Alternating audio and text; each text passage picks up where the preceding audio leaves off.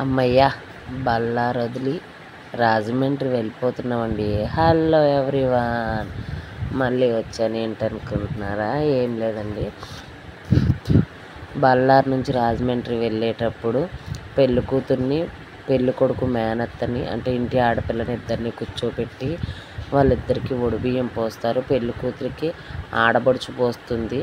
ఆ పక్కనున్న పెళ్ళికొడుకు మేనత్తకు కూడా వాళ్ళ ఆడపడుచు అలా ఒడిబియ్యం పోస్తుంది. ఈ ఒడిబియ్యం తీసుకున్న తర్వాత ఏంటంటే ఈ ఒడిబియ్యం ఒకటే కాదు, వాళ్ళ ఇంటి పేరున్న అంటే తోటికోడళ్ళు అదే పెళ్ళికొడుకు వాళ్ళ బాబాయిలు పిన్నిలు పెద్దమ్మలు పెదనాన్నలు ఉంటారు కదా, వాళ్ళ ప్రతి ఇంటికి వెళ్తారు.